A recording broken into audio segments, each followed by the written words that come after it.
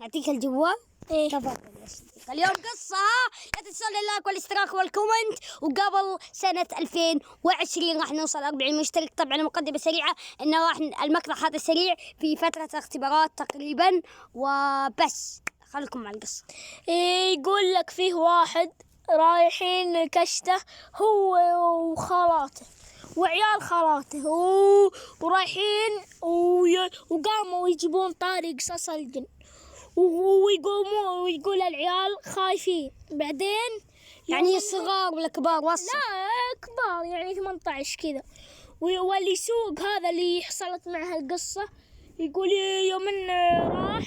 يوم انهم يسوق يقول لك لقى واحد يشر بالنور جنب الطريق، قال له يمكنه من قطاع الطرق، ما حنا موقفين. يوم جاء ثاني مرة قال ولد خالته يا ويلكم أبو الهول، يعني جن أبو الهول اللي ينور يعطيك نور وانت تحسب الإنسان وتجيه بعدين يضيعك يهولك. والمهم ويوم انهم قال قطاع طرق يمكن ومشوا، يوم وصلوا 80 كيلو بالتحديد ضب ولا يلقونه ثاني مرة يشر. قال ولد خالته يقول قام يضحك ويقول كلمات غريبة ويحرك أصابعه بسرعة ويقول في شكل سريع يعني تقريبا.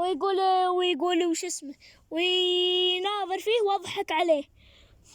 يقول يوم أخذت شوي وأنا يحسب إن الوضع مزح. ويوم ما درى غير جاء ثقل شيء دخل فيه وجاء ثقل براسه. ويوم جاء صار ثقيل راسه تقريبا.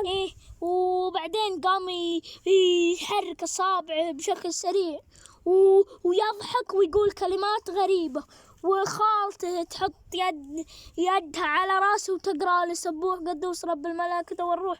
ويقول يوم وصلنا للأنوار راحت هذه يعني راحت تقريبا الثقل اللي براسه والحركات اللي قاعد يسويها. ويلا القصة الثانية يقول طبعا يا جماعة قبل ما نبدأ القصة الثانية راح نبدأ سلسلة جديدة وسلسلة القصص مع خالق أصيل بإذن الله أنها تعجبكم، وبإذن الله القصة الأولى عجبتكم، وخلوكم مع القصة الثانية. كيف تعجبهم لأن الشيخ أنا يقول وأنا وش قصدك يعني؟ خلاص يقول لك فيه واحد رايحين أهله للسوق، هو ما يحب الطلعات، يعني ما يحب يعني إنسان وحيد، يعني ما يحب الطلعات ما يحب. ويا راحوا وقال أنا لأهله قال أنا ماني برايح، يعني كالعادة تقريبا. وقال ويوم انهم راحوا يقول وانا احط جوالي بكنبه ويقول راح للحمام الله يكرمكم. وبعدين راح يوم طلع من الحمام ورجع لقى الجوال متغير عن مكانه. ويوم رجع تذكرت شيء ضحكني. ويوم لقى الجوال متحرك عن مكانه خاف شوي ومهتم يعني الموضوع واجد. وراح ولا عروسة أخته راح للمطبخ بيشرب موية. دقيقة يا جماعة الخير، وين وقفنا يا الربع؟ يقول وراح للمطبخ كان يبغى يشرب موية ولقى عروسة أخته طايحة يعني على بطنها. عروسة أخته الصغيرة طبعا. يوم انه لفها لقى كل ابوها، لقاها حبر، وجهها كله ابو حبر فالقلم. حبر قلم، يعني حبر زي الاسود، شبه اسود يعني. ويقول هذا عمر جيمر. هذا صح القناة، احنا زارفينها ترى يا الربع، زارفين قناته. السلام عليكم، انا عمر جيمر.